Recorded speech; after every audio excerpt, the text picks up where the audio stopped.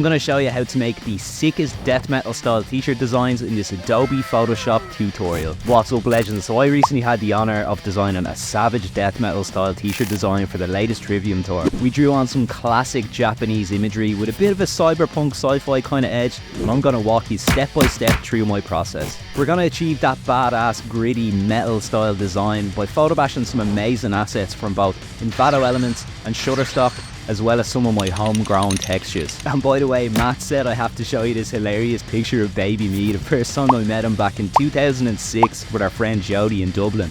Alright, that's enough of that, so let's jump right into it, and I'll see you all over in Photoshop.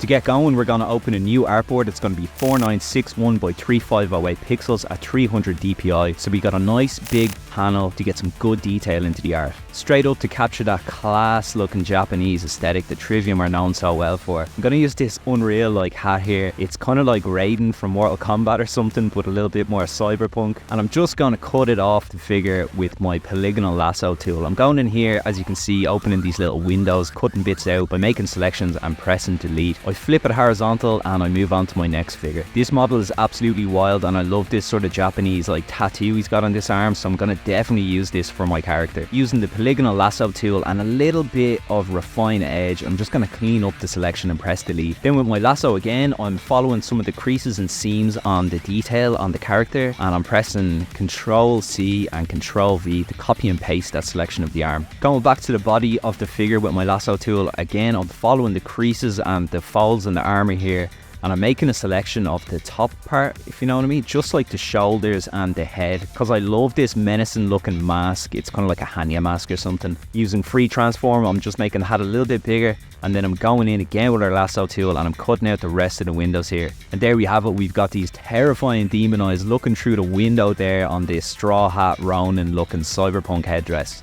I then grab the arm layer and drop it below the two layers there and line it up a little bit with the shoulders. I then move on to the third figure we're going to use for this photo bash, which is this like insane android looking samurai, and I cut out this right arm here with the sword. It looks amazing. Again, refining edge and then dropping it underneath our character here and just lining it up with the shoulder. Now I've grabbed the same figure in a different pose because I want to use the torso here. It looks awesome. So with my magic wand tool, I'm just going in and I'm getting rid of some of these little white bits. Then again with polygonal lasso tool, I'm going in and I'm following all these little bits and bobs of the machinery and just making a selection and pressing delete. I then do the same with the bottom half and just follow the sword there. I then delete the rest of the body, so I just have the torso, and I'm going to line it up underneath our character, trying to make as seamless a blend as possible between the photobashed elements. I then wanted to increase the size of the shoulder pads here, so I've done that with liquify, and I'm just nudging things around until it sort of lines up with the torso beneath. After that I go in and I remove the robot's left arm here because we want this like gnarly demon looking tattooed arm, and then with free transform I align the demon arm up with the spikes of the shoulder pad below.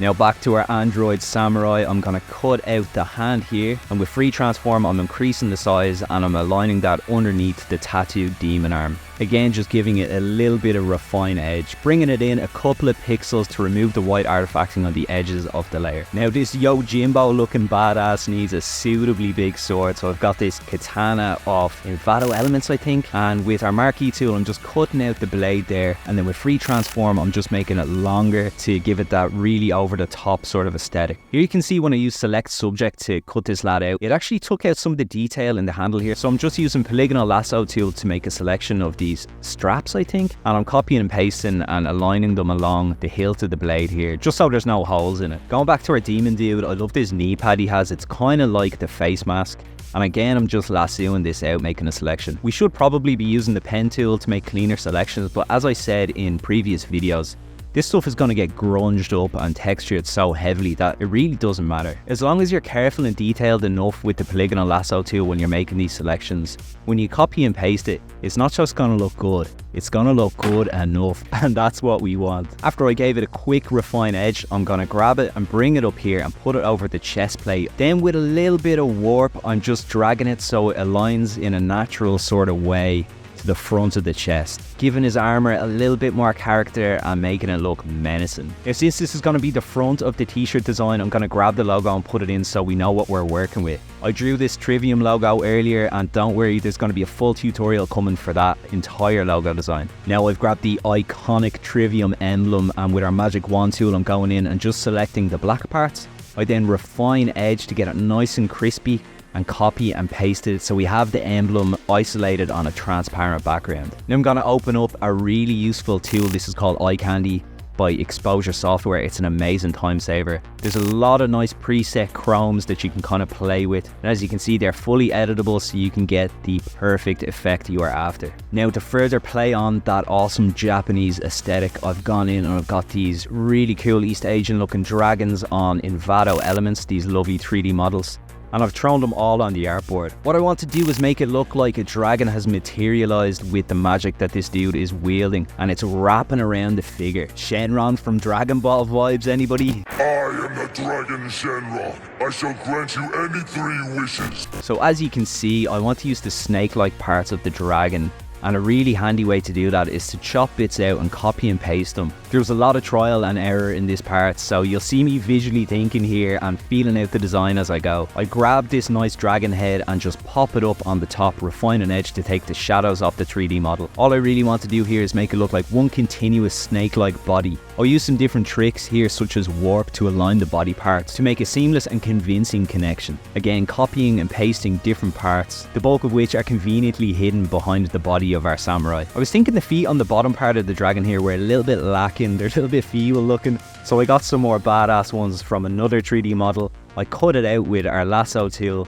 copy and paste it, and then use a little bit of warp and then a soft eraser to blend it into the body. Now I needed to connect the head to the rest of the body, so I opted to go in and cut out another part of this red dragon and try align it underneath the head there. I then thought that this feathery tail wasn't nowhere near as gnarly looking as it should have been, so I took this kind of flame tail off the yellow dragon model, copied and pasted it, then used warp to drag it into place, after which I used a hard eraser to rub out that feathery looking tail. Now we're onto the texturing part. So what I'm going to do is I'm going to go and put a black and white adjustment layer over the whole artboard, and then one by one I'm going through all of my layers and I'm just bringing down the blacks and bringing up the whites to put a little bit more contrast into the whole image. To achieve this I am using levels because I like it, but you could also just use the brightness and contrast sliders. As I'm doing this, I'm just going in and nudging different layers around, always trying to make sure that the composition has the most natural flow I can possibly get. Once I was happy with that, just to provide a little bit more three-dimensional depth, I go in and I start putting small drop shadows in different parts, for example the head or the arms, really just to give this figure a zenithal highlight. You know, when the sun is at its zenith, the light is coming directly down from the top, so the shadows will be below it. Now we decided to throw in some really cool lighting effects. I got these metal flares from Neostock and I'm just going in and putting them over the demon's eyes there to make it look absolutely insane. And I got another one and I decided to put it over the dragon's eye. Now I'm going to start crisping up all of these layers, so when we put our Xerox effect over the top, we get all of that lovely detail in these models. So I'm going into filter, into camera raw filter, and I'm literally putting the texture up to 100, and then I'm playing around with the clarity depending on the level. Sometimes you have to play with the dehaze and drop it down a bit, because when you bump the clarity all the way up to 100 you can lose some detail here, so dehaze will bring a lot of that back for us, retaining that really crunchy deep fried edge that the clarity gives.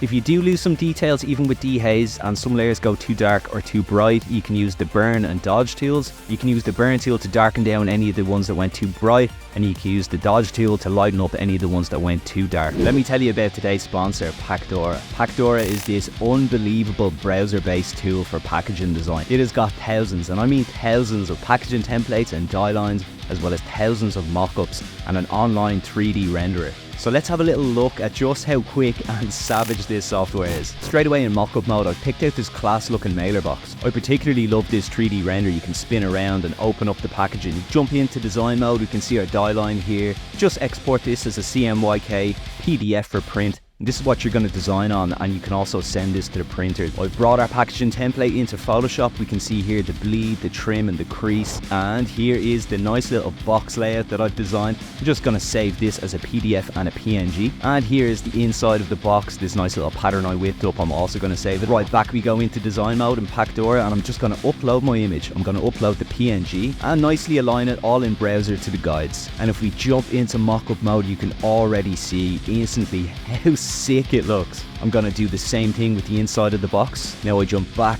to mock-up mode and we can open our packaging, and you see how delish this whole thing is coming together. But it gets even better than that, because we can go into animation and we can select a cool little video. You can then download these and you can send them to the printer, or you can use them for social media to show off your class design skills. And for the cherry on top, we've got an in-browser 3D modeling center. You can select from tons of scenes that you can get the best promo shot for your product with. You can spin the camera angle, you can upload your own background image. You can even choose from multiple different ambient lighting effects. When you're happy with it, you can click on render, and then you can go in here and get a nice 4K resolution bounce of your image. You can pick multiple different aspect ratios. For example, here I'm going 9:16. I think it'd be perfect for an Instagram story, for example. And after we download it, check this out. Look at the resolution. It is so nice. So a huge thank you to Pacdora for sponsoring the video. I was not aware of this software before, but I'm blown away. If you have a streetwear brand, or if you are running a record label, you want to put a little something into your physical products, or if you're a graphic designer looking to make your packaging design a whole lot easier, then this is the tool for you. And if you want to jump in and experience everything Pacdora has, you can use my code SPEARHEAD for 20% off your plan. Good stuff. Let's get back to the tutorial. You can see there I've brought some guides out of our ruler there, and I put it on the edges of the logo just so I can center the whole character right in the middle, so it's nice and symmetrical. I'm farting around here, nudging different layers around, all the while trying to make sure we've got this composition bulletproof. When I was happy with that, I save our file, and then starting from the top, I'm going to make all of our layers black and white. You can do this by pressing Ctrl, Shift, Alt and B. It's the quickest way to make a layer black and white. Once that was done, I go back into the lovely eye candy, and I'm going into electrify, because I want to make it look like this Trivium emblem is bursting with magic. It's a really good tool and it's really cheap. I highly recommend it. I think it's only about like $100 or something maybe. Well worth it. I then repeat the process on the sword because I want it to be like a mad magical looking weapon. I thought it looked so sick. Look at the electricity like bursting off this blade. Then grabbing our electrify layer with a soft eraser, I just remove some of it from the tip and the hilt of the blade. Now I want to grunge this lad up even more and provide a little bit more visual interest, so I'm going in with these flame assets I got on Envato Elements. I just sort of drop them around the artboard in different places to provide some points of interest. I then go in with liquefy and I start painting in some, more cartoonish swirls, kind of giving it that comic book effect. I didn't really know what I was playing with here. I was kind of just like playing it by ear. But in the end, I think it just took away too much from the really nice flow that we have in the figure, so I opted just to delete that. And instead of flames, I went for more electricity, so I used these lighting assets from Envato Elements. I'm just dropping them around like on his arm and the hilt, and I didn't want them to be too overpowering though, so I go in with a soft eraser and take a lot of the detail out of it. Now I've taken my trusty blood splats and I've laid them on the top of the artboard. I'm going in and I'm copying and pasting this multiple places and throwing it all over the artboard and all over the figure. I then merge all those layers together and I use multiply as our blend mode, so you just get a lot of the dark detail on the figure. Again, I didn't want it to be too overpowering, I just wanted to add a little bit more visual noise. So I go in with a soft eraser and I start blending it in a little bit more, just painting it here and there so it's not too overpowering. Now we rinse and repeat with my blood splat layer. You can get this in the Spearhead goodie bag, the link is in the description. Feel free to use anything in there for all of your personal and commercial projects. Once I was happy with our detailing and our texturing, I just save our project file. I go in and I merge all of our figure layers onto one layer. I then go back into Camera Raw and I whack the texture and the clarity up again, and I give it a load of grain, like a healthy amount of grain. So then what I do is I've increased the image up to 12,000 pixels, which is massive, but you can see here we get so much more detail in the image.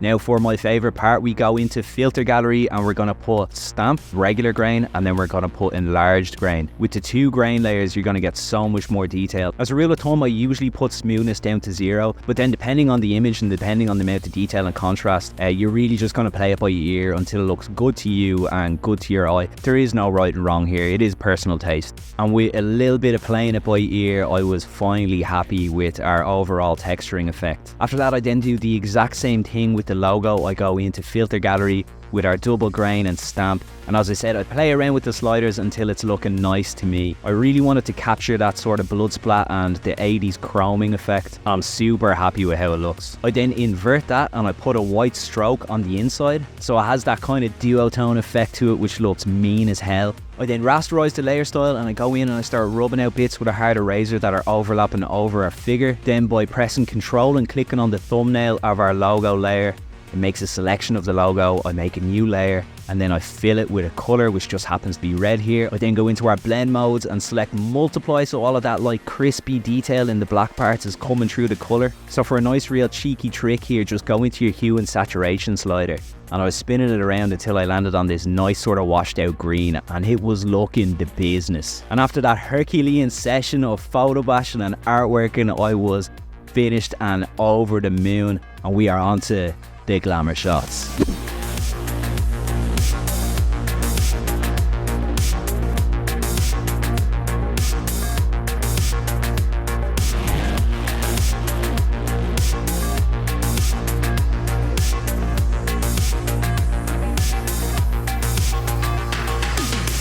So there we go, done and dusted. I'm absolutely buzzing with how that design came out. It is so badass. And I hope you guys picked up some nice tips and tricks along the way in this tutorial. And as always, if you've got any questions, just shout down in the comments and I'll be happy to get back to you. Honestly, getting to do this design for Trivium and then seeing Matt on stage with like Dave Mustaine rocking this t-shirt was a dream come true. Little Baba spearhead that you saw at the start would be like over the moon. So big shout out to my mate Jody for hooking this up.